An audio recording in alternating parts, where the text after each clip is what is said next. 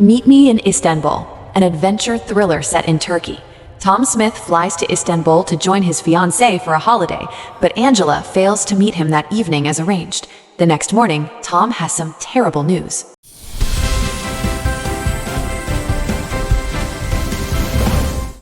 Chapter 1. Journey to Istanbul.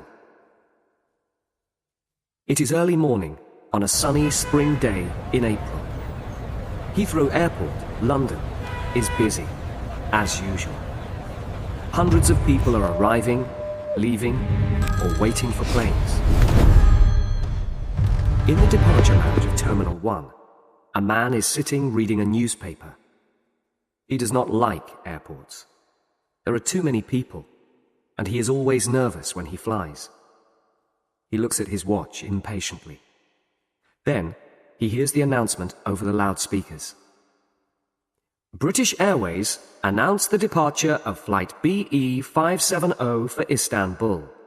Will passengers please proceed to Gate 16 for boarding? Tom Smith picks up his suitcase and walks towards Gate 16. 20 minutes later, the plane is preparing to leave. It moves slowly across the airport to runway number 2. Tom is sitting looking out of the window. The plane suddenly moves forward, races down the runway, and rises into the air. Tom looks down at the houses and roads far below and smiles. London is behind him. Now he is on his way to Istanbul. Tom relaxed and took a letter from his pocket. Resat Bey Apartment, 11-3, Kamarot Sokak, Ayazpasa, Istanbul. My dear Tom, thank you for your letter. I am so happy that you can come and visit me for a holiday. Life here in Istanbul is very interesting. I'm enjoying my work, but I miss you very much. It will be wonderful to see you again. I'm sure we will have a very nice holiday. Spring is here, and the weather is beautiful. I have to work on Monday the 14th of April, the day you arrive, so I can't come to the airport to meet you. But you can take a taxi from the air terminal to Taksim Square. That's in the center of the new part of the city. There's a big hotel called the Park Hotel near the square. I'll meet you there at 5 o'clock. We'll meet in the American bar. The view over the city is beautiful. I can't wait to see you again, Tom. I have so much to tell you. So remember, the Park Hotel, Taksim Square, 5 o'clock. See you on the 14th. Love, Angela. Tom sat for a moment, looking at his fiancée's letter. Then he put it in his pocket. He looked down at the green fields of France as the plane continued its journey across Europe. "Have you been to Istanbul before?" said a voice.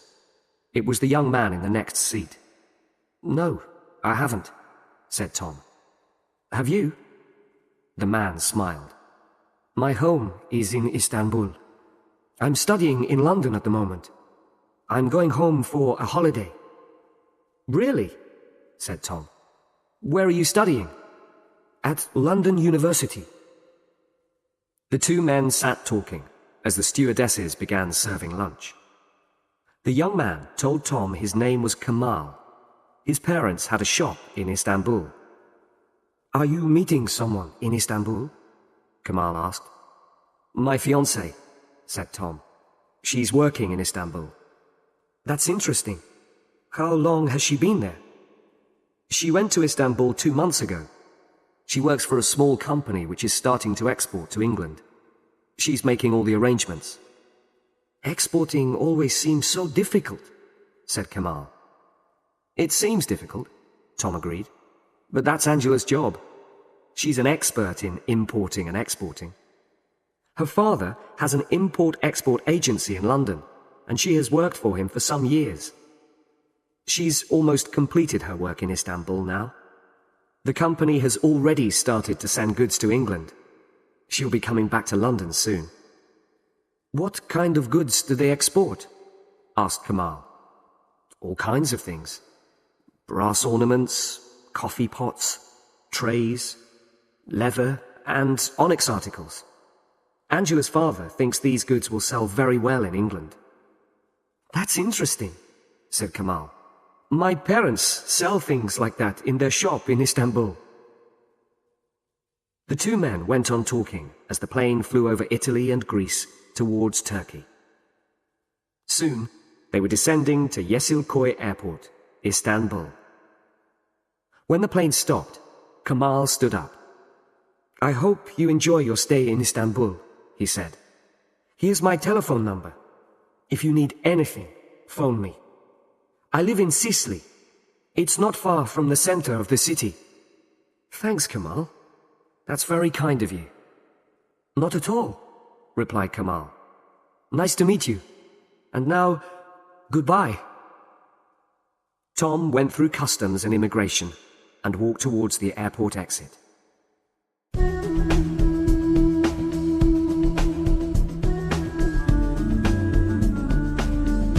Chapter 2.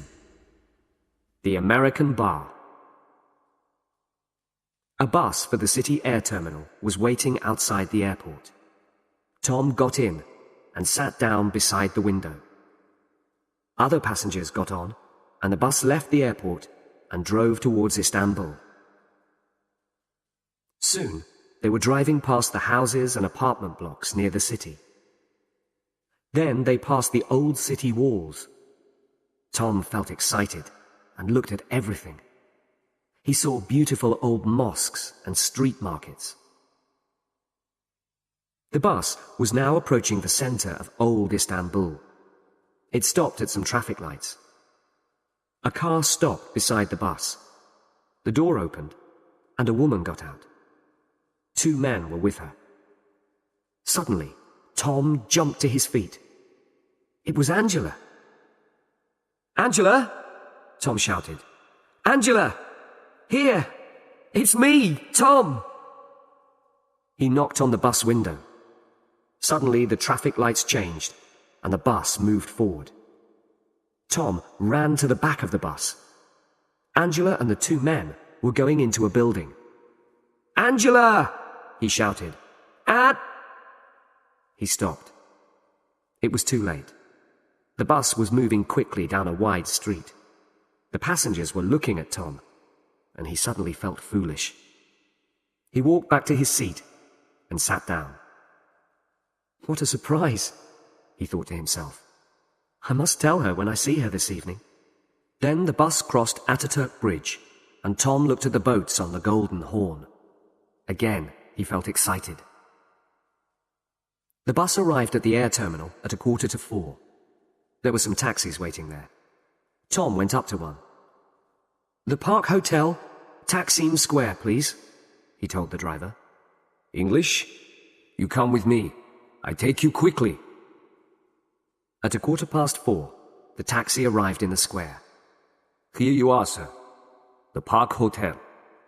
Thank you, said Tom, and paid the driver. Tom went into the hotel. He found the American bar and sat down at a table on the terrace. A waiter came out. A beer, please, said Tom. He sat in the afternoon sunshine and looked down over the city of Istanbul. The view was very beautiful. He was looking at the sea. The Bosphorus was full of ships. There were very big ships going to Russia and little sailing ships. In the distance, he could see the mosques and palaces of old Istanbul. How beautiful and how exciting! Tom looked at his watch. It was nearly 5 o'clock. He got up and walked up to the hotel entrance. There were lots of people going in and out of the hotel, but he did not see Angela anywhere. He went back to the bar and ordered another beer. Come on, Angela, Tom said to himself. Don't be late. Just inside the American bar, a man in a grey raincoat was sitting at a table. He was drinking coffee and smoking cheap cigarettes. A newspaper lay open on the table in front of him, and from time to time he looked at it. But the man wasn't reading the newspaper. He was watching Tom. It was now 5:20. Tom sat in the evening sunshine. He looked at his watch again and waited. 5:30. 5:45. It was getting dark. He looked at the lights on the Bosphorus. Strange, thought Tom. Angela isn't usually late. Tom sat at the table on the terrace of the American bar, waiting for his fiancée. He waited and waited, and nobody came. And the man in the grey raincoat sat patiently inside the bar, smoking and watching Tom. "Another beer, sir?" asked the waiter. "No. Bring me a black coffee, please." "Have you a telephone?" "Yes, sir. Inside." Tom went into the hotel. There was a telephone beside the reception. Tom dialed Angela's number. The phone rang and rang, but nobody answered it. He put the phone down and turned towards the reception desk. "Excuse me," he asked the receptionist. "Kamarot Sokak. Do you know where it is?" "Yes, it's very near. Go out of the hotel entrance and turn right. Walk along the street, and Kamarot Sokak is fourth on the right." "Thank you," said Tom. Tom went back to the bar. He drank his coffee and paid for his drinks. It was now after 8 o'clock. Tom picked up his suitcase and left the hotel. Inside the bar, the man in the grey raincoat stood up and picked up his newspaper. He put some money on the table and walked out into the street. He stood on the pavement for a moment or two, then started walking.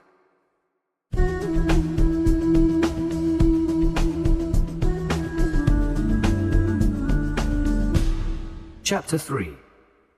A Shock.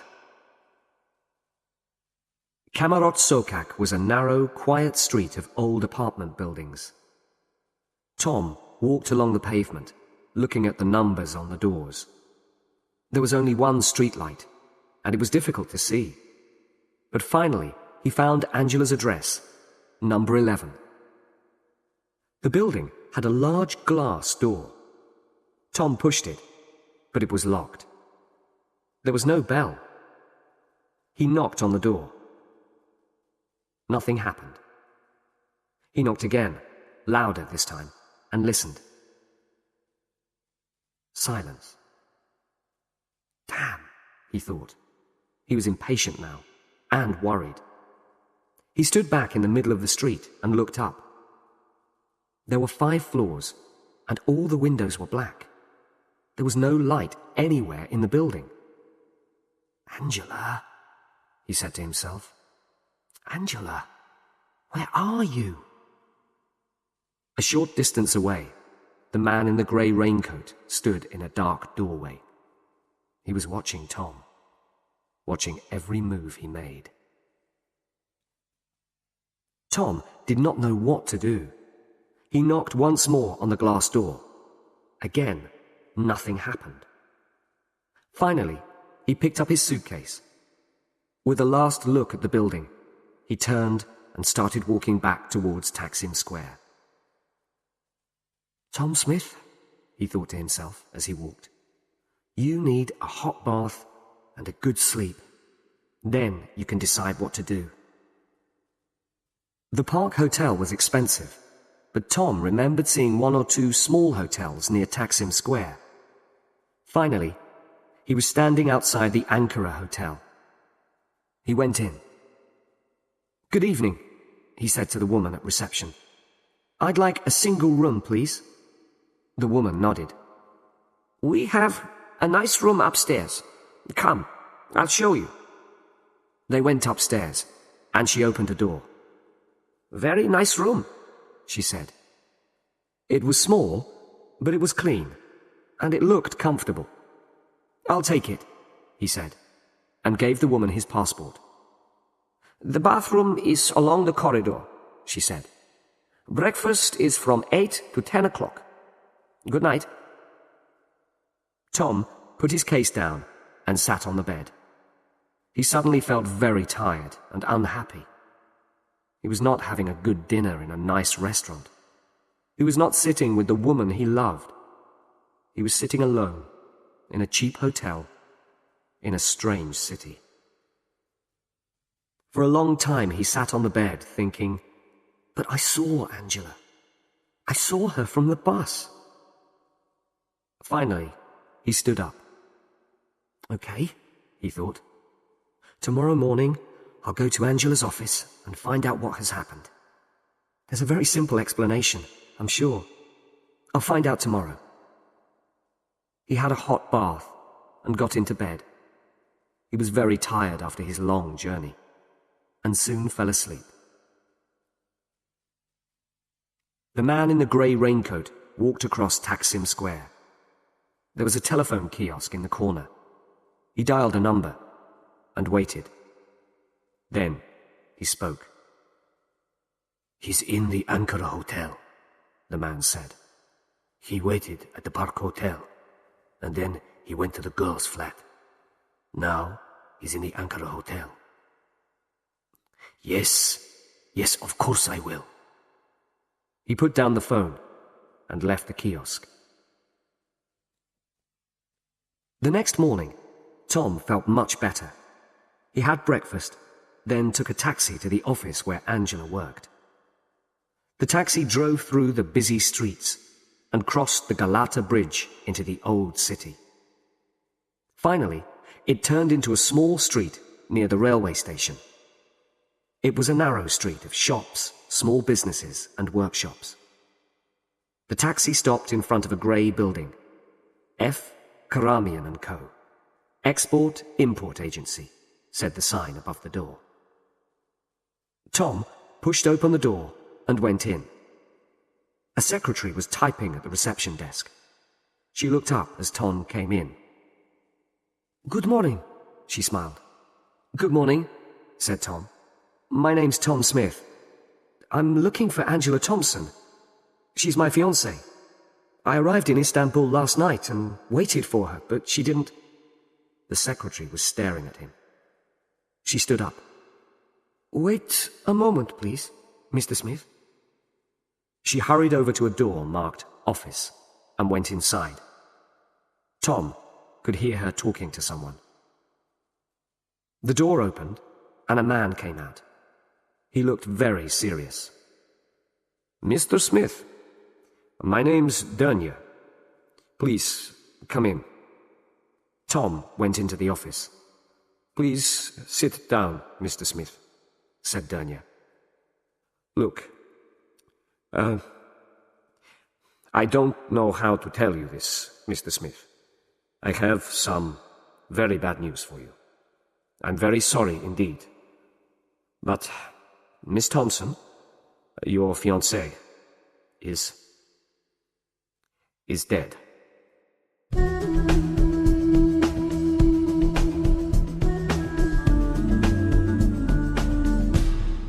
Chapter 4. I saw her. "Drink this, Mr. Smith," said Mr. Dernya.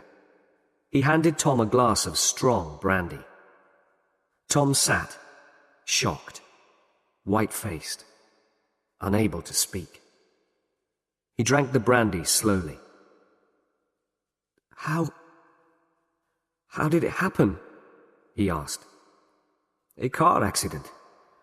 Miss Thompson was driving along a dangerous road. No one knows what happened. Her car went off the road and fell down the hillside." "Yesterday evening?" Tom asked. "I beg your pardon?" "The accident. It happened yesterday evening?" Dernya looked at him. "Mr. Smith, the accident happened a week ago. Last Sunday, to be exact. She had been away to Bursa for the weekend and..." "But that's impossible," said Tom. "I saw Angela yesterday." "Yesterday?" Yes. I was on the airport bus, coming into Istanbul. I saw her in the street. I'm terribly sorry, Mr. Smith, but you're making a mistake. No. I tell you, I saw her. Mr. Smith, Dunya said patiently, Istanbul is a big city. There must be hundreds of women here who look like your fiancée. Tom said nothing. The British consulate were very helpful, continued Mr. Dunya. They made all the arrangements for the funeral. It was on Wednesday. Have her parents been told about this? Tom asked. That is a problem, I'm afraid. Her parents are on holiday in France. The British and French police are trying to contact them. So, they don't know yet, said Tom quietly. No, they don't, I'm afraid. There was a long silence. Can I have another brandy, please? Asked Tom. Of course. Tom tried hard to think clearly. I thought I saw her yesterday, he said softly. I understand, Mr. Smith. It's a great shock. A terrible tragedy for you. For all of us. After a pause, Dunya asked, What will you do now, Mr. Smith? Is there anything I can do to help? I'm not sure, said Tom. I need some time to think. I don't know what to do.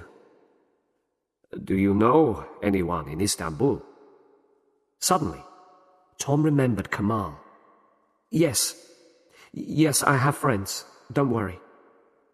Look, Mr. Dunya, I can't decide anything now.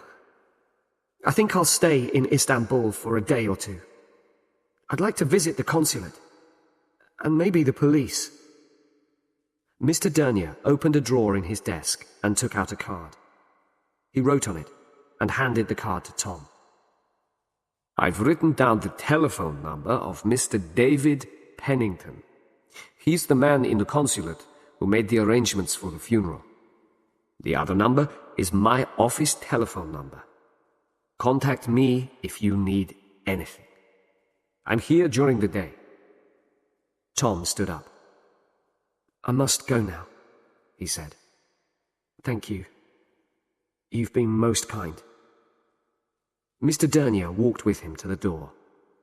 Well, Mr. Smith, once again, I'm terribly sorry. You know, I was so sure I saw her. So sure, Tom said. I understand, replied Dunya. It's a terrible shock. The two men shook hands. Remember, come here anytime if you need anything, said Mr. Dunya. Goodbye now. Goodbye, said Tom, and walked out into the street. Mr. Dunya turned and walked back into his office. He closed the door carefully and sat down at his desk. For a few minutes he sat thinking. Then he picked up the telephone. Tom walked slowly through the crowded streets of old Istanbul. The streets were busy and full of interesting people, shops and cafes. But Tom did not see any of those things. He was not interested in Istanbul. He was not a tourist anymore. Tom was thinking of Angela. He remembered the journey on the bus from the airport. He was sure he had seen Angela. She had been there, on the pavement, getting out of a car. But Dunya said it was not Angela. Angela was dead. She had died a week ago. Tom walked through the streets of the city. He walked through the Grand Bazaar. He walked on and on through narrow old streets. He didn't know where he was, or what time it was. He thought about Angela. He thought again about his journey on the bus from the airport. Again and again he thought about it. And again he saw his fiancée. Then he stopped walking and stood for a moment on the pavement. He was standing on a street beside the sea. Angela isn't dead, he thought. I saw her. He looked in his pocket and found Kamal's telephone number. He walked quickly across the street to a cafe. He went inside to the telephone. Hello? Kamal? Hello, it's me. Tom. Remember? Yes, fine, thanks. Listen, remember you said I could phone you if I needed anything? Well, something has happened. Can we meet somewhere?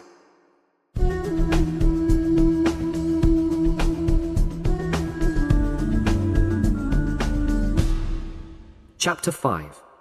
A Disappointing Day.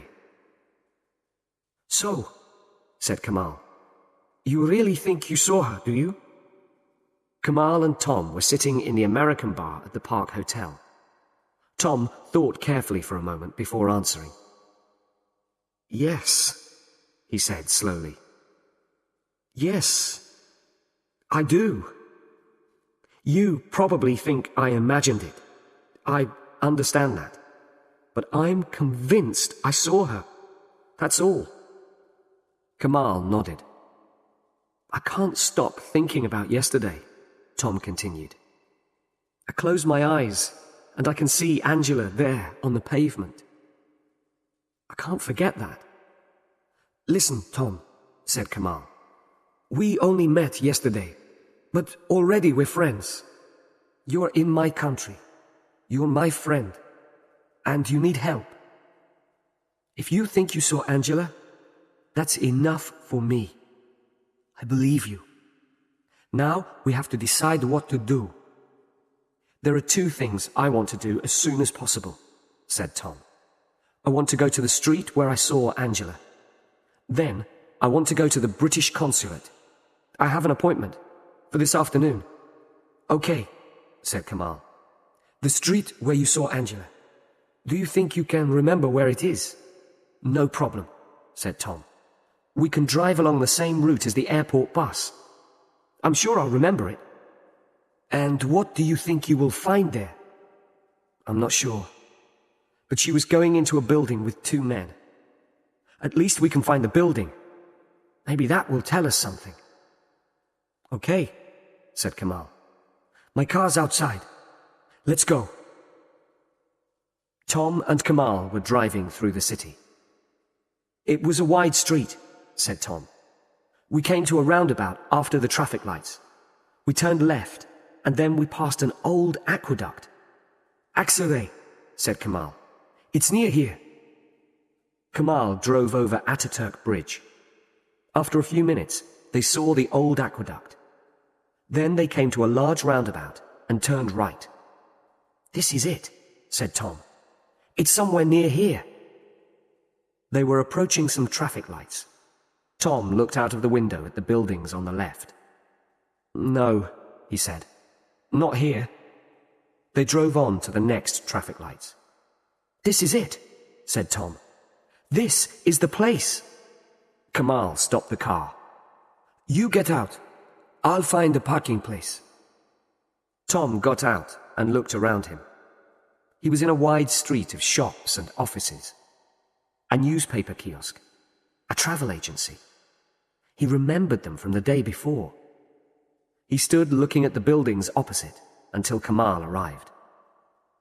Tom pointed across the street to the entrance to an office building. That's it, I think, he said. They crossed the street and looked at the nameplate beside the entrance to the office block. There were many names there. A lawyer, a dentist, a doctor, and many other offices. Tom stood looking at the names for a few moments.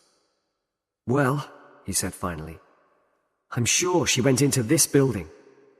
But which office was she going to? Was she going to see a lawyer? Or a dentist? Or a doctor? How do we begin to find out? Kamal took his arm gently, and they walked slowly back to the car. Listen, Tom, he said. You're going too fast. You can't expect to find out everything immediately. Wait until you see the man at the consulate. After that, we'll think about it. Then we can decide what to do. We know she was going into that building. That's something anyway. Now look, it's lunchtime. You must be hungry. I know a good restaurant near here. You're right, said Tom. We have to be patient.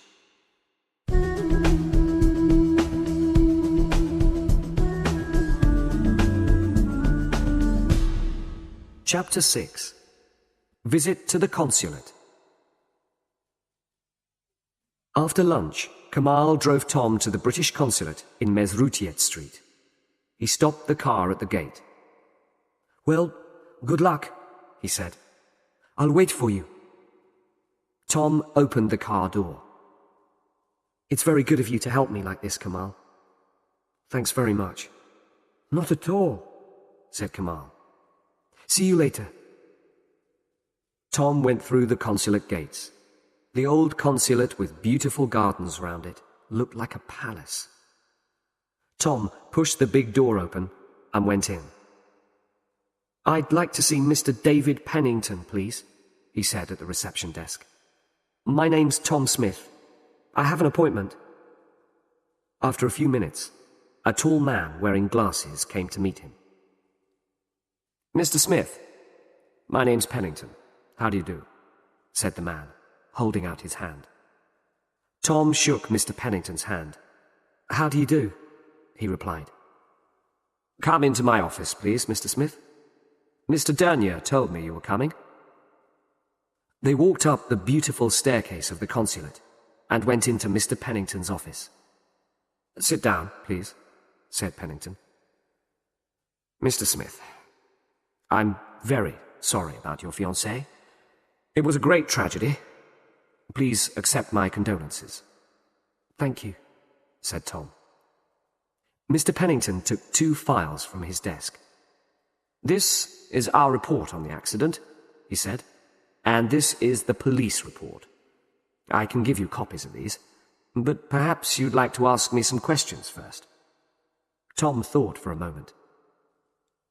Mr. Pennington, he said, I think I saw Angela yesterday. Pennington stared at Tom. There was silence in the room. Pennington looked down at his desk. Then he looked at Tom again. Tom was able to hear the noise of the traffic in the street outside the gardens. For a long time, Pennington said nothing. At last, he spoke. Mr. Smith, he said, I don't think you fully understand. Your fiancée... I know, Tom interrupted. Angela was killed in a road accident last weekend. Her funeral was last Wednesday. Mr. Dernier told me that this morning. But I'm telling you, I saw her yesterday. Mr. Smith, I think you should read these reports carefully before you say anything more. He passed the files over to Tom. Can I get you a cup of tea or something? A cup of tea would be nice. Thank you. Pennington left the office. He came back a few minutes later with some tea. There was silence in the room while Tom read the reports. Presently, he looked up. After the accident, Tom asked Pennington, how did they identify the body? That was difficult, said Pennington. As you know, the accident happened on a dangerous road about 200 kilometers from here. Your fiancé's car crashed through a wall by the side of the road and fell down the hillside. The car burst into flames and was completely burned out. The body was very badly burned, so identification was difficult. But the police found your fiancé's handbag lying near the car. Her passport and papers were in the handbag. The police found out that the car was owned by a car hire company. Miss Thompson had hired the car for the weekend. What about Angela's parents? Tom asked. I'm afraid her parents don't know about the accident yet. They're on a camping holiday in France. The police are trying to contact them. What was she doing on that dangerous road? She spent the weekend in Bursa, sightseeing. It's a very interesting old town.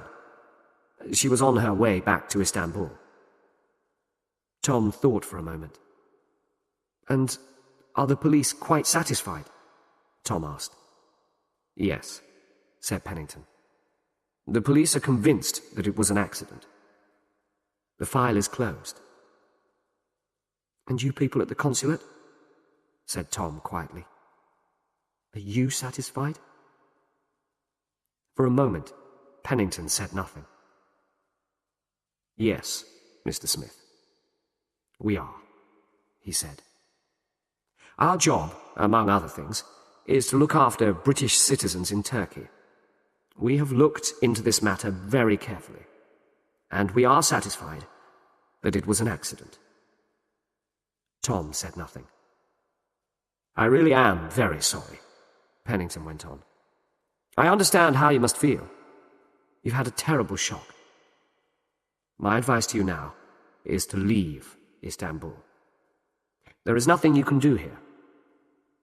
I'm beginning to think you're right, said Tom. Perhaps I should go home. You know, I really thought I saw Angela, but now, where are you staying? Asked Pennington. The Ankara Hotel, near Taksim Square. Will you be all right? Do you know anyone here? I'm all right, thank you. I have a friend here. Well, Mr. Smith, please think carefully about what I've said.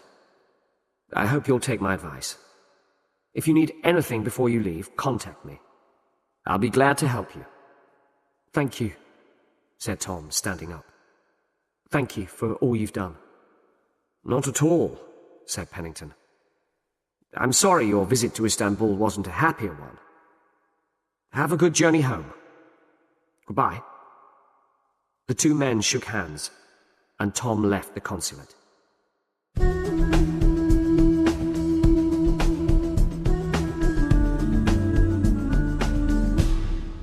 Chapter 7. The Man in the Grey Raincoat. Kamal was waiting in the car outside the consulate gates. What did he say? Kamal asked as Tom got in the car. The same as Dernia, Tom replied. It was an accident. Angela's dead. The file is closed. Kamal started the car and drove away from the consulate. Mr. Pennington advised me to go back to London, Tom continued. I'm beginning to think he's right. Kamal said nothing. The police think Angela is dead, and the people at the consulate do too. I'm the only person who doesn't think she's dead. So what am I going to do? Stay here in Istanbul? Go home? Really, I just don't... Now wait a minute. Wait a minute, Tom, said Kamal. How long have you been in Istanbul? Not very long. You've been here less than 24 hours. And what has happened to you in this time? You've had a terrible shock. You've been told that your fiancée was killed in an accident a week ago. But you are sure you saw her from the bus last night. So now you are confused, and you don't know what to do. That's right, isn't it? Tom nodded his head slowly in agreement.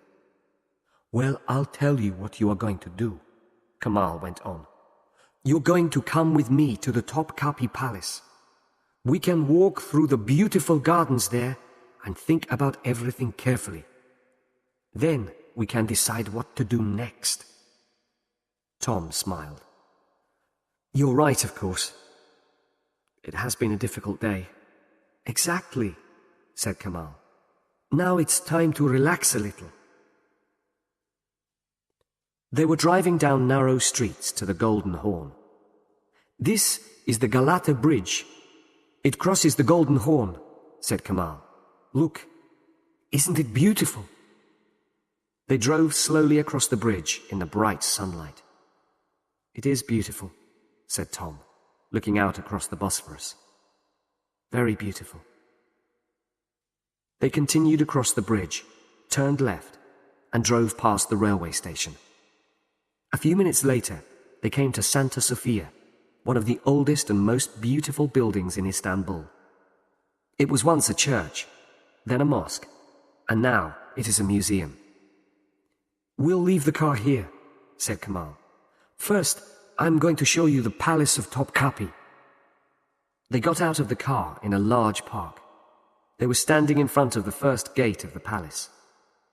"The Sultans of Turkey used to live in Topkapi Palace," Kemal explained. Kemal and Tom bought an entrance ticket. They walked through the gate into the gardens of the palace. "This is the first courtyard of the palace," went on Kemal. "Over there are the royal kitchens, and over there the harem. That's part of the palace where the women lived." They were walking down a wide path. Kemal looked round, and then he took Tom by the arm. "Walk a little faster," he said quietly. Tom saw that there was a strange look on Kemal's face. "Is anything wrong?" he asked. "Keep walking," said Kemal, "and don't look back." They walked across the courtyard towards the second gate of the palace. "Kemal, what's wrong?" said Tom quickly. "Someone is following us," answered Kemal. "Someone following us?" said Tom. "What do you mean?" "There's a man in a grey raincoat walking behind us. I saw him when we came into the palace. I wasn't sure at first, but I am sure now." They walked on and then ran through the second gateway. Kemal looked back. The man was still following them. "This way, quickly!" Kemal led Tom to the entrance of the treasury. Inside, it was very crowded, and it was also dark after the bright sunshine. "We're going to separate now," said Kemal. "The man won't be able to follow both of us. You take a taxi back to your hotel. Have you got some money?" "Yes," said Tom. "Right, I'll phone you this evening." "What are you going to do?" asked Tom. "I'm going back to my car." "Be careful," said Tom. "You too," said Kemal. "See you later."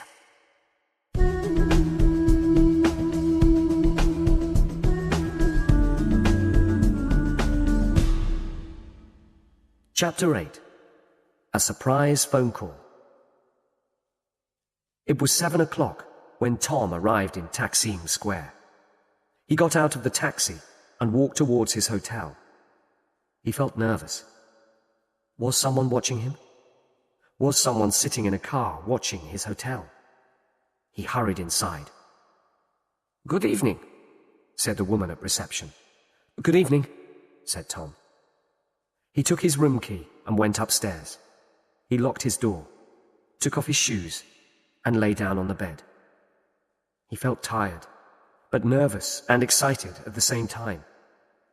For a long time, he lay on the bed, listening to the noises in the street outside, and thinking about one person, Angela. The phone rang. It rang loudly, and Tom jumped nervously. "Kemal," he thought, and picked up the receiver. "Yes? This is reception, Mr. Smith. I have a call for you." "Thank you," said Tom. "Hello? Is that Tom Smith?" It was a woman's voice. "Yes? Who is that?" Tom asked. His heart was beating fast. "You don't know me, Mr. Smith, but I'm a friend of Angela's. I have something to tell you. Can we meet somewhere?" "Who are you?" "My name's Julie. As I said, I'm a friend of Angela's. Listen, I don't want to talk on the phone. Can we meet somewhere?" Yes, sure," said Tom, thinking quickly. "Do you know the American bar at the Park Hotel?" "I know it. I'll be there in 20 minutes. There was a click, and then there was silence. Tom put the phone down and jumped to his feet. "I must tell Kemal," he said to himself. He picked up the phone. "Reception? Can I have Istanbul 368245? Tom waited impatiently. "Sorry, sir. There's no answer," said the woman at reception. "Okay. I'll try later." Tom put the phone down and left the room. There were only a few people in the American bar when Tom went in. He sat down at a table by a window. From there he could see everyone who came through the door. Tom sat drinking a beer and watching the door. Who was Julie? What did she want? Tom would soon find out. A girl came in a few minutes later. She had long blonde hair and was wearing jeans. The girl looked round the bar, then walked over to Tom's table. "Hi," she said. "I'm Julie." "Hello," he said. "I'm Tom. Please sit down." She sat down. The waiter came over. "Would you like a drink?" said Tom. "A coffee, please," she said. The waiter nodded and left. "So, you're Tom," Julie said. "You look just like your photograph. Angela showed me a picture of you." "But how did you find me?" Tom asked. "I went to the British consulate today," Julie explained. "I spoke to Mr. Pennington. He told me the name of your hotel. I knew you were coming to Istanbul, and I wanted to speak to you." She looked round nervously. "Listen, Tom," she went on. "There's something strange going on. What do you know about Angela's accident?" "Only what the consulate told me today," said Tom. He told Julie about his conversation with Mr. Pennington. "And are you satisfied?" she asked. Tom looked at her. "Tell me what you think," he said slowly. "All right," said Julie. "Let's start at the beginning. Angela came to Istanbul 2 months ago. I met her at a party soon after she arrived, and we became good friends. At the beginning, she was happy. She enjoyed her job. She liked working for her boss. Dernia. That's right. Everything was fine. I saw her quite often. We used to have lunch together and go sightseeing. And then, 2 weeks ago, something happened. Angela seemed worried about something to do with her work. I asked her what was wrong, but she didn't want to talk about it. Then, one lunchtime, we were together in a restaurant, and suddenly Dernia came in. The moment she saw him, she became nervous. I think she was afraid of him." "Go on," Tom said. "Well, I don't know anything else. She never told me what she was worried about. I saw her a few more times. And then she had the accident." She looked at Tom. "But it is strange, isn't it?" Julie went on. "She was worried about something. Her job, or her boss, or something. But she wouldn't talk about it. And then she had an accident." She stopped. "That's all," she said. "That's what I wanted to tell you." Tom leant across the table. "Shall I tell you something?" he said quietly. "Yesterday, on the way into Istanbul, I saw her." Julie stared at him. "Where?" she asked. "I was in the airport bus, coming into the city. We were in Millet Street, near Aksaray. Angela was going into a building with 2 men." "What do you mean, going into a building? Which building?" "Well, I don't know. There are a lot of offices in the building. I went there today. There was a dentist and a doctor." "Doctor," said Julie. "That's interesting." "What do you mean?" "Angela had a virus 2 weeks ago, a bad attack. She was getting pills from a doctor. That explains it. She needed more pills or treatment. She was going to a doctor. Tom thought for a moment. So that's where she was going, he said. To the doctor's.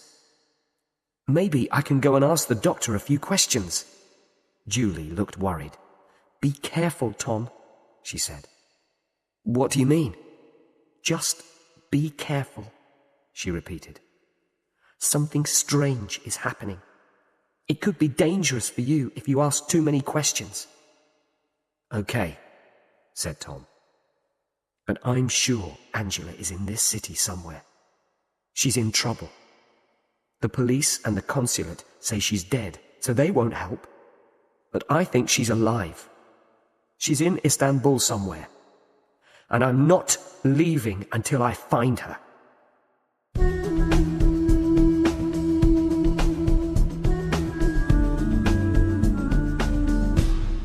Chapter 9. Goodbye, Mr. Dernier. Later that evening, Tom phoned Kamal.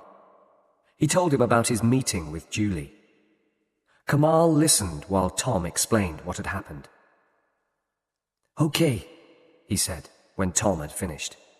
Listen, I think I understand what's happening. Angela was working for Dernier, right? Yes. And then she was worried about something. Something at work, right? Yes. Okay. And then she had her accident. But it wasn't an accident. Tom, you know what I think? I think Angela is alive. She's here, somewhere in Istanbul. Dernier is holding her prisoner.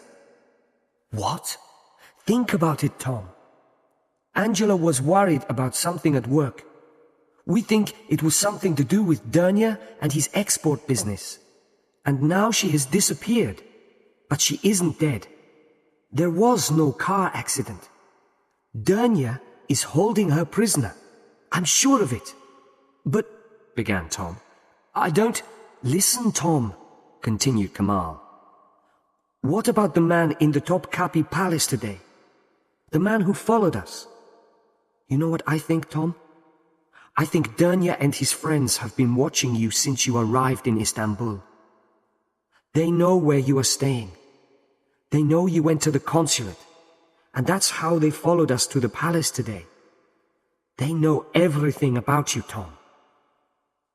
God, said Tom quietly. My God, Kamal. I think you're right. You must be right. But what are we going to do now? I'll tell you, said Kamal. They know where you are staying, and they know you're looking for Angela. That's why they're watching you. They want to find out what you do next. Well, I'll tell you what you're going to do next. You're going to leave Istanbul. Now listen. Next morning, Tom checked out of his hotel. Thank you, he said to the receptionist. And goodbye. Leaving Istanbul? Yes, I'm going home. Goodbye, sir. Have a good journey. Tom took a taxi to Dernier's office. The driver stopped outside. Wait here, please, said Tom. I'll be back in a few minutes. He went into the office. Good morning, he said to the secretary. Is Mr. Dernier here? I've come to say goodbye. She went to the office. Mr. Dernier came out. Ah, Mr. Smith. Good morning, Mr. Dernier. I've come to say goodbye. Leaving so soon? Yes. I went to the British consulate yesterday and spoke to Mr. Pennington. It seems there's nothing I can do here. I'm going back to London. Thank you for your help. You're welcome, Mr. Smith. Once again, I'm very sorry about your fiancée. I'm sorry your visit to Istanbul wasn't a happy one. Thank you. And goodbye. My plane leaves at midday. At midday? I see.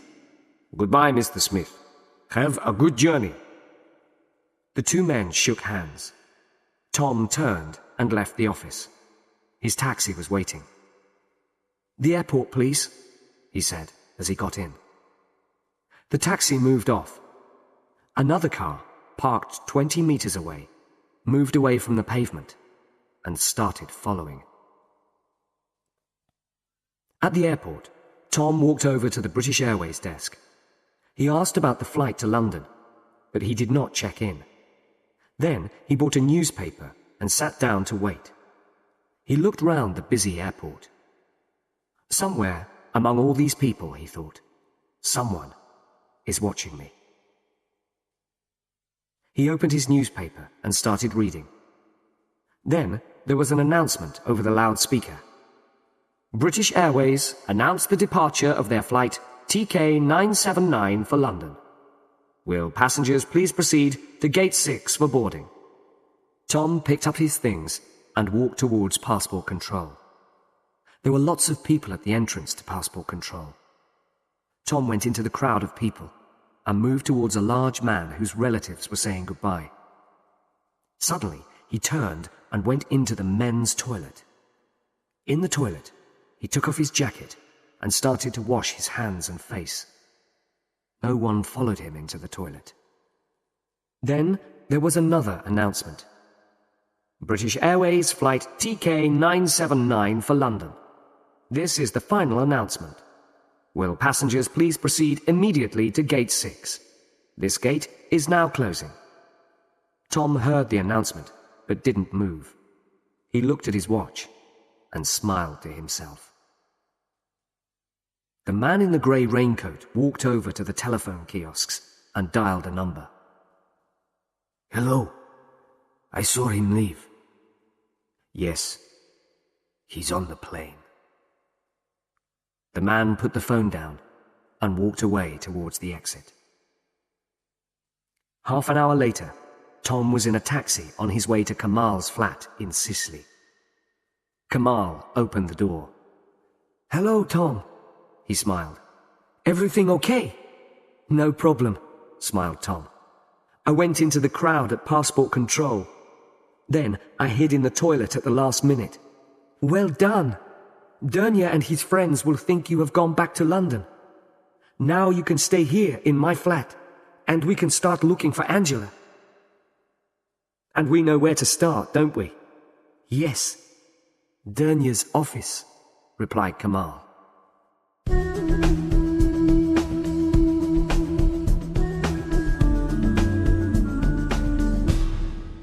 Chapter 10. An important discovery. Kamal and Tom had something to eat. Then they sat down and made their plans for the evening. "We'll watch Dernia's office this evening," said Kamal. "When he comes out, we'll follow him. Then we'll find out where he lives."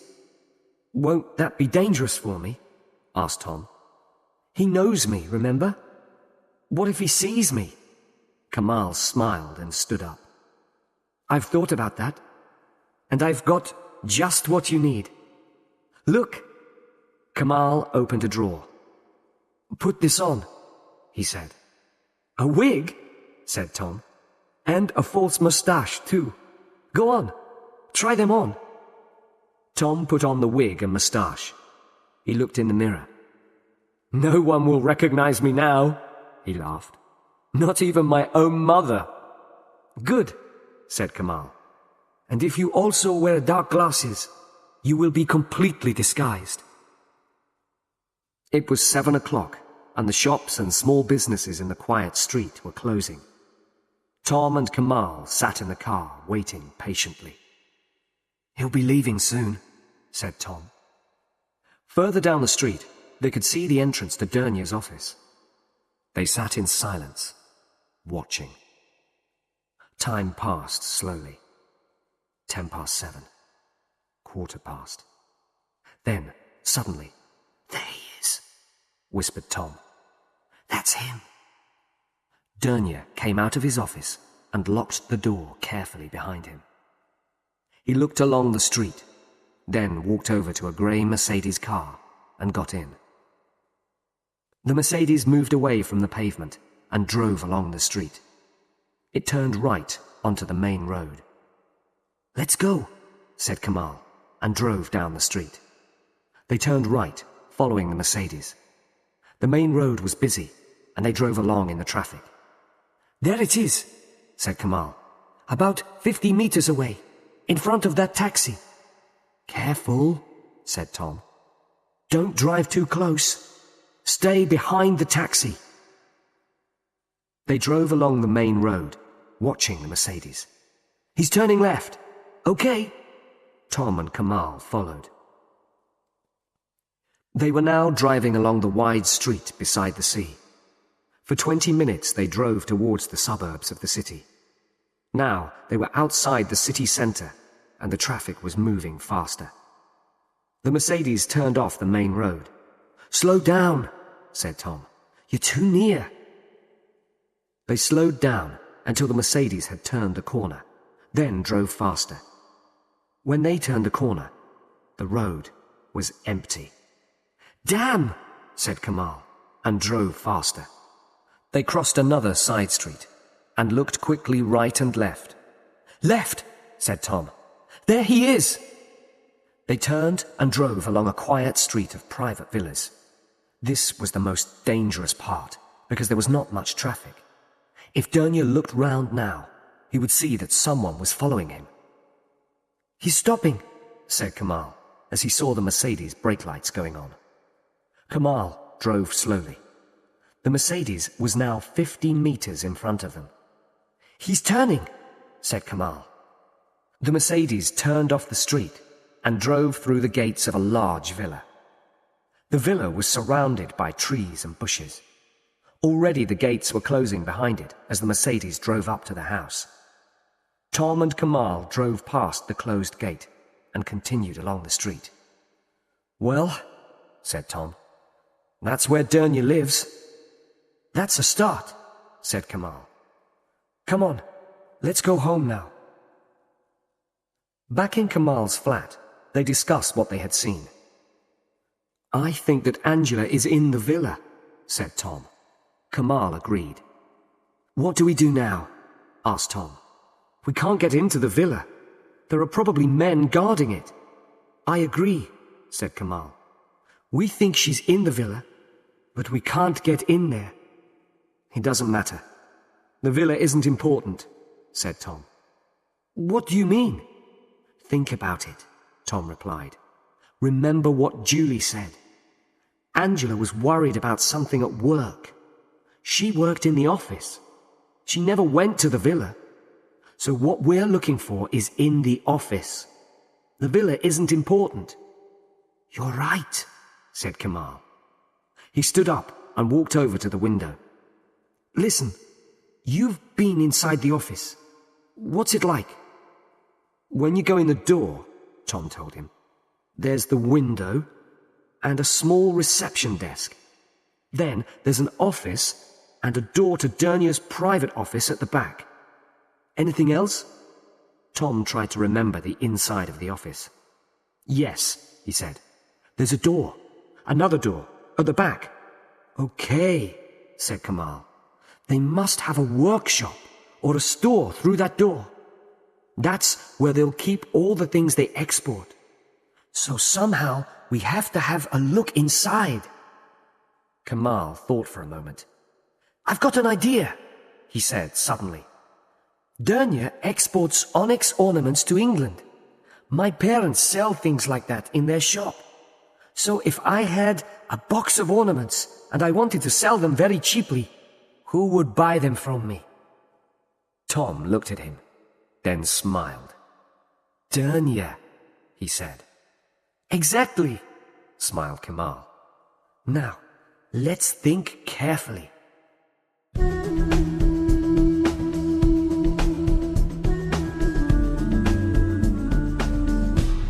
Chapter 11. A Clever Trick. Ibrahim Dernier was alone in his private office. He was working at his desk, finishing some paperwork. He always did his paperwork alone before going home. He looked at his watch. Another 10 minutes. Then he would be finished. There was a knock at the door. Dernier looked up from his papers. He didn't move. There was another knock, louder this time. He put the papers in his desk and locked it. Then he got up and went out into the office. He could see a man outside, standing in the doorway. "We're closed," he said through the glass door. "Come back tomorrow." "I'm sorry," said the man. "It's urgent. Please?" Dernier was annoyed. He unlocked the door and opened it. "We're closed. Can't you see?" "I'm very sorry to bother you," said Kamal. "But I was hoping to find someone here. I have a problem. You see, I need some money, quickly. I must have it tomorrow morning, early. It's for... well, it doesn't matter why I need the money.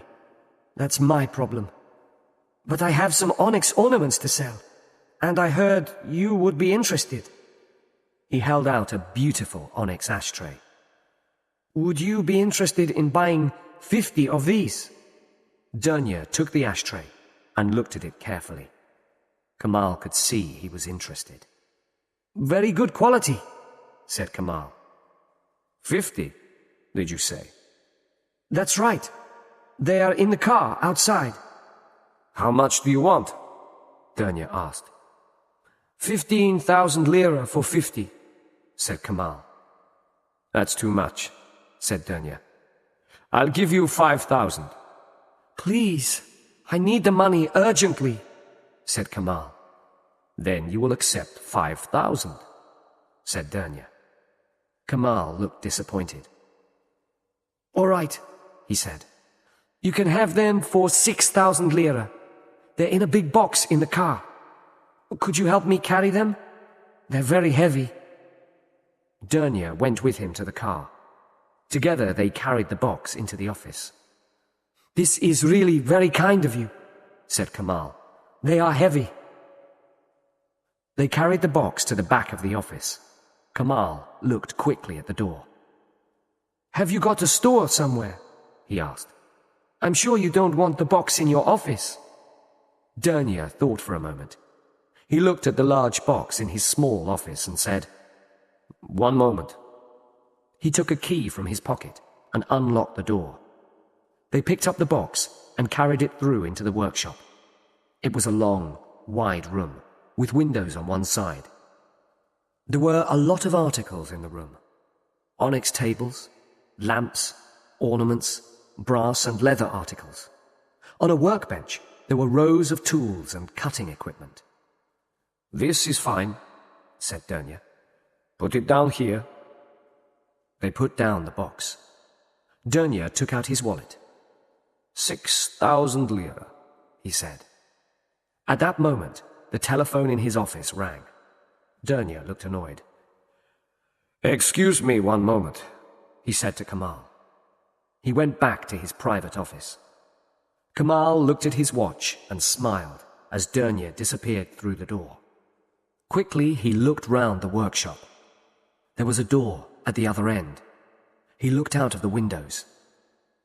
Outside, there was a small courtyard, and at one end of the courtyard, a wall, 2 meters high. On the workbench, at the end of the workshop, there were several onyx table lamps. Kamal looked quickly at them. They had been cut in half with a cutting instrument. The inside had been removed. Kamal looked closely. Suddenly, Kamal heard Dernier say goodbye. He turned quickly away from the workbench.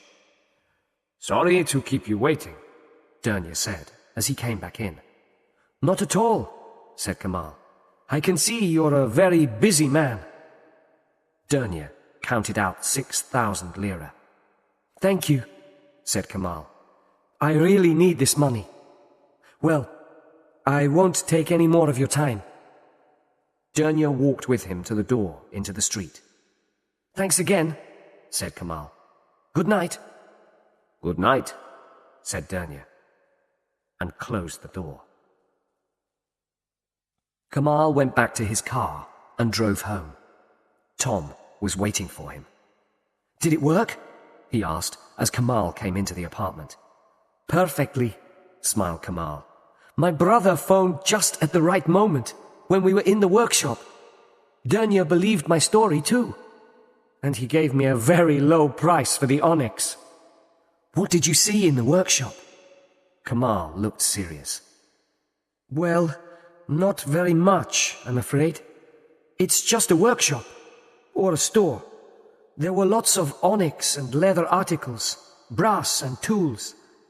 And there were some onyx lamps being repaired, I think. But there's a courtyard outside, and another building opposite. I'm sure that it belongs to Dernier. And more important, there's a wall at one end of the courtyard, which isn't too high. Meaning? Meaning that it wouldn't be too difficult to climb over it.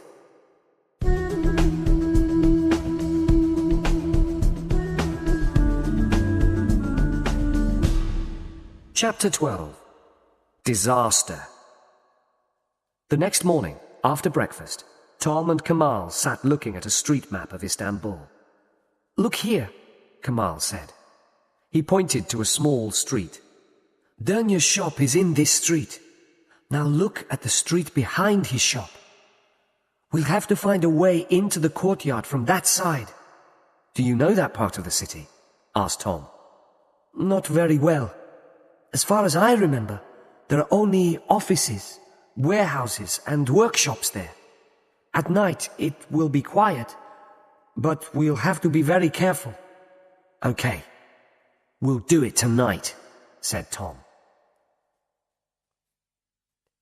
They left Kamal's flat in Sicily at 10 o'clock and drove across the city to Dernier's shop. They parked the car 2 blocks from the workshop. There were not many streetlights there, and it was dark. Come on, said Kamal. We must walk from here. They walked along the dark streets.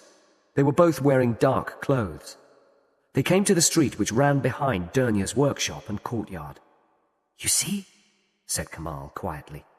Only offices, warehouses, and workshops. Nobody lives in this street. The courtyard must be up this alleyway, behind these buildings. They looked up and down the dark street. No cars. No one in sight. Let's go, whispered Kamal. They walked quickly up the alleyway. Tom's heart was beating fast, his mouth dry with fear. They stood behind one of the warehouses, beside the courtyard wall. Somewhere in the distance, a dog barked. Help me up, whispered Kamal. Quietly. Tom stood with his back against the wall. He held his hands together. Kamal put his foot in Tom's hands and reached up. Okay, Kamal whispered. Kamal looked carefully over the wall. The courtyard was empty. Kamal pulled himself up and sat on top of the wall. Give me your hand, whispered Kamal down to Tom. I'll pull you up. Tom reached up. Kamal took his hand and pulled. Tom put his other hand on the top of the wall and climbed onto the wall beside Kamal. Kamal dropped silently to the ground in the courtyard. Suddenly, there was a noise. It came from inside the workshop. Kamal pointed to the side. They hurried silently over to the wall and waited. Another noise. A door opened and closed inside the workshop. A light came on in the workshop and shone out across the courtyard. Tom and Kamal stood frozen against the wall. They expected a door to open and men to run out into the courtyard. But nothing happened. They heard people talking and moving about inside. Kamal put his mouth close to Tom's ear. This is our only chance, he whispered. We have to try to see what they're doing in there. They moved very slowly towards the window. It was so quiet that Tom could hear his heart beating. At last, they were going to find out what was happening. There were some men in the workshop. One of them was working with an onyx table lamp. The lamp had been cut in half. He put a small plastic bag inside the lamp. Then he fixed the 2 halves of the lamp together again. Tom looked at all the onyx and brass ornaments, the cutting tools, the pile of plastic bags on the table. Suddenly, he understood what was happening. Ornaments for export to England. And inside the ornaments, opium. So that's it, he whispered to Kamal. They're smuggling drugs in the ornaments. Tom stepped back from the window. Perhaps he was excited by what he had seen. Perhaps he forgot where he was. But suddenly, he put his foot on a stone and slipped. He put out his hand and knocked against a piece of wood. The piece of wood fell to the ground with a loud crash. A light came on. A door opened, and men rushed out. "Run!" shouted Kamal. "Stop!" shouted a man. "Catch them!" Seconds later, Tom and Kamal were at the wall. They jumped, but Tom was too slow. One of the men caught his legs and pulled him to the ground. Kamal turned to help Tom. Then it was too late. The other men jumped up and pulled him back into the courtyard. A few seconds later, it was all over. Tom and Kamal were prisoners.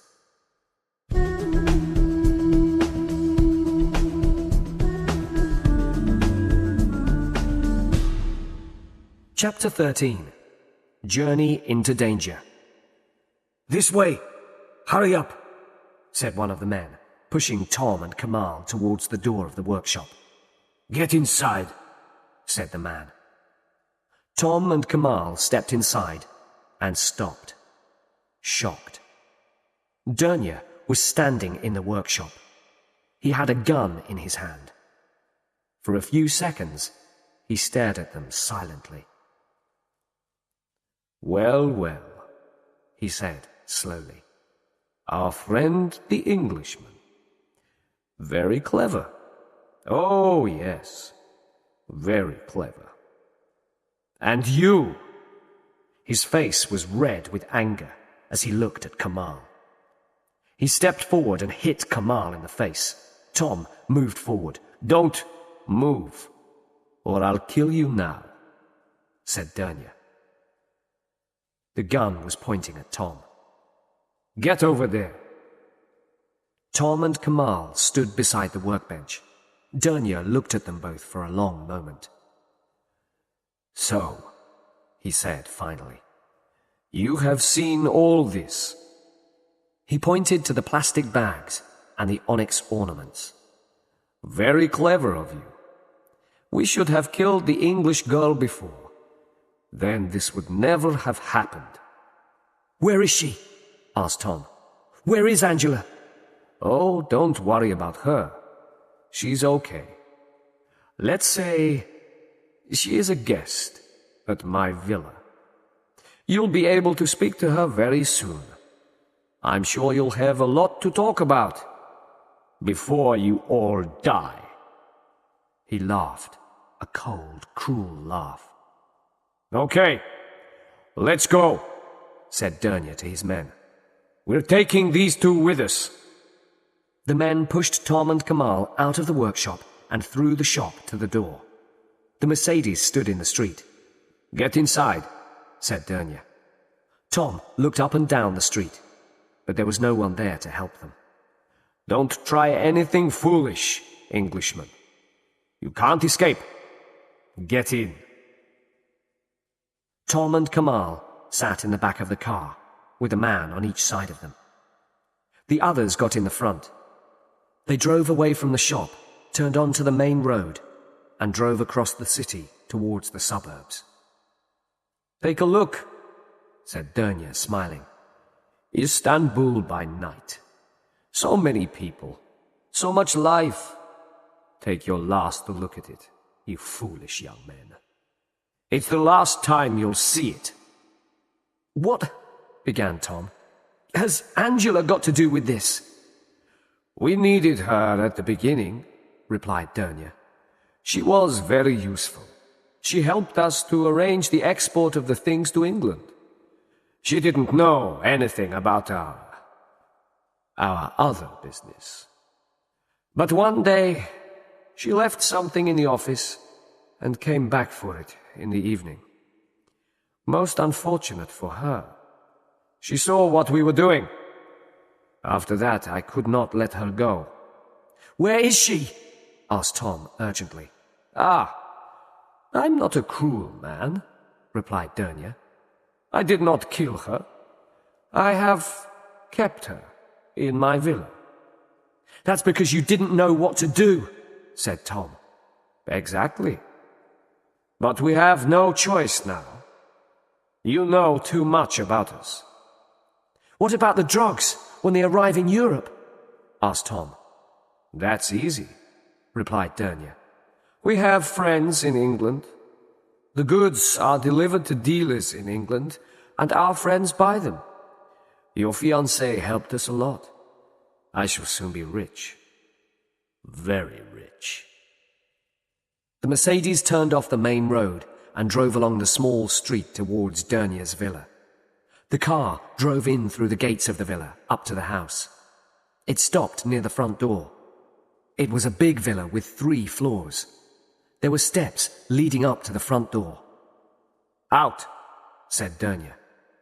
They got out of the car. There was one small light above the front door of the villa. The rest of the house was in complete darkness. Tom looked around. He was looking for a way to escape. Dernier saw him. If you try to escape, I'll shoot you, he said. Now get inside. They started walking up the steps to the front door. Stop! shouted a voice. Suddenly, a blinding light came on. The garden of the villa was full of men running towards them. For a second, Dernier stood frozen on the steps, shocked. Then he ran towards the door.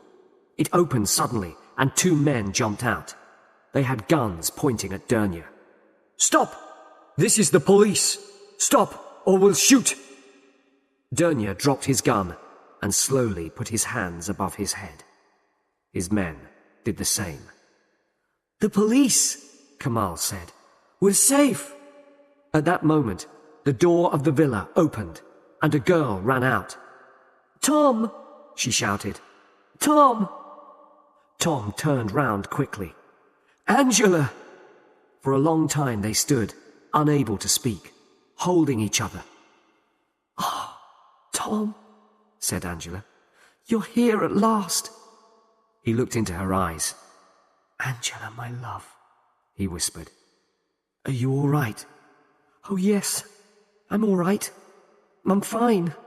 The police came here to the villa about an hour ago. We knew you were coming. The police were following you. Oh, Tom, I was so worried that Dernier would kill you. She put her arms round him again. Oh, said Tom suddenly. Angela, my love, I want you to meet a very good friend of mine. He turned and smiled at Kamal. Angela, this is Kamal. Hello, Kamal. Nice to meet you, said Angela. Hello, he said. I've never met you before, but I feel I know you very well. They laughed. Kamal has been wonderful, said Tom. Without his help, we wouldn't be here now. Oh, I only helped you a little, said Kamal. A little? said Tom. They watched as Dernier and his men were taken to a police car. How did the police know what was happening? asked Tom. At that moment, a car drove up to the villa. A man got out of the car and walked towards them. He smiled. Hello, Mr. Smith, he said. We meet again. Mr. Pennington, smiled Tom.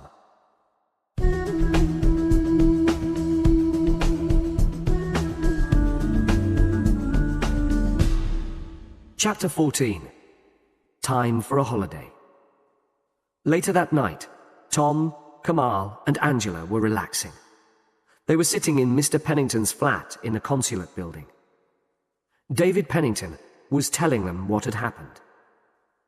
Julie came to see me here at the consulate, he explained. She told me about her conversation with Tom. Then I was convinced that Tom's story was true. I contacted the Turkish police again. After that, I tried to contact you, Tom, but you had left your hotel. We thought you'd gone back to England.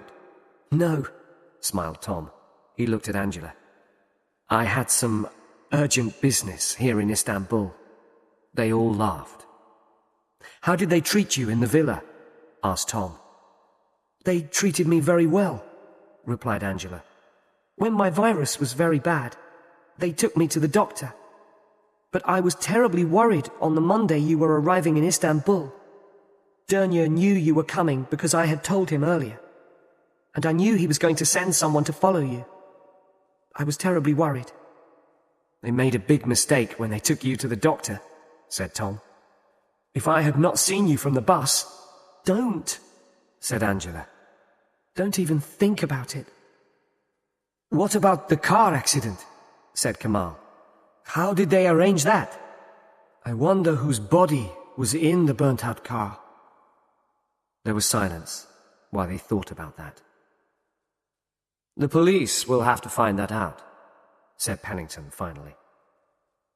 It was a very clever plan of Dernier's, said Tom. Very clever. Yes, agreed Pennington. And drug smugglers like Dernier can make millions of pounds. Well, it's over now, said Angela. She turned to Tom. Do you remember the letter I wrote to you, Tom? I said that life here in Istanbul is very interesting. I was right, wasn't I? They all laughed.